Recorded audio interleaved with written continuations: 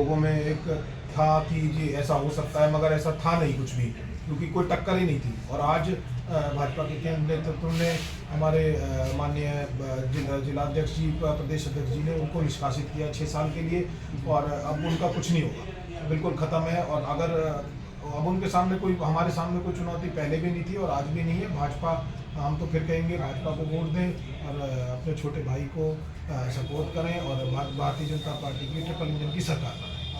क्या लगता है अगर किसी वजह से कोई प्रत्याशी निर्दलीय या किसी और दल का जीत के आता है तो क्या भाजपा उसको स्वीकार करेगी? देखिए ऐसा है, पहली बात तो मैं आपको इस पर थोड़ा सा करेक्ट कर देता हूँ। मैंने कई बार बोला है 46 के 46 प्लस 1 मेयर हमारी भाजपा की बनने जा रही हैं जी, आज आप लिख लीजिए।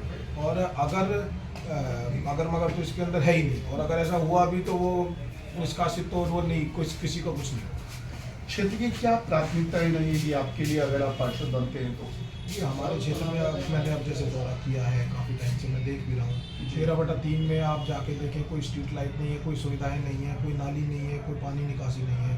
और एक ये स्लम एरिया जिसको कहते हैं, वहाँ पे इतना मतलब वो प्रॉपरली स्लम एरिया, इतना बुरा हाल किया हुआ 25 साल से किया क्या है, मुझे तो यही समझ नहीं आया। और अब आप देखें हमारे जिसको पॉश इलाका कहते हैं, सेक्टर 37, जो बिल्कुल दिल्ली से सटा हुआ पहला फरीदाबाद में जो आता है वो सेक्टर 37, वहाँ पे आप देखें ना तो पानी निकासी है ना कुछ है, वहाँ बहुत बुरा हाल है। और नालियाँ, हमें इधर जाएँ आप नहर पार जाके देखें, जो कॉलोनियाँ हैं वहाँ पे कुछ नहीं है। मतलब आज मैंने देख के मुझे बड़ी पीड़ा हुई है कि आप वहाँ जाके देखें, हम अगर चल नहीं पा रहे हैं वहाँ पे, तो वहाँ लोग सर्वाइव कैसे कर रहे हैं, कैसे रह रहे हैं। तो मेरी सबसे बड़ी प्राथमिकता उन लोगों के लिए रहेगी कि सबसे पहले मैं उनकी सड़कें और नालियाँ और सीवर सबसे पहले मैं ये करूँगा। ये मैं उन लोगों से वादा भी कर चुका हूँ और मैं अपने वादे पे खरा उतरूँगा। मैं वो वादा करूँगा जिसको मैं पूरा कर सकूँ, और मैं इस वादे को कर चुका हूँ उनसे।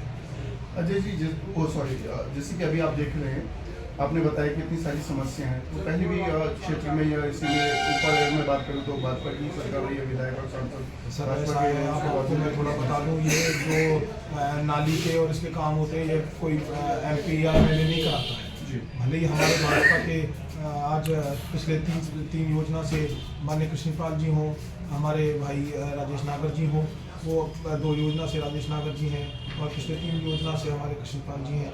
तो ऐसा नहीं है वो लोग इस काम को नहीं कराएंगे, उनका ये दायित्व नहीं बनता है। हमारा अगर है तो ये काम है पार्षद का, और पार्षद ने क्या किया है ये सबके सामने जब जाहिर है।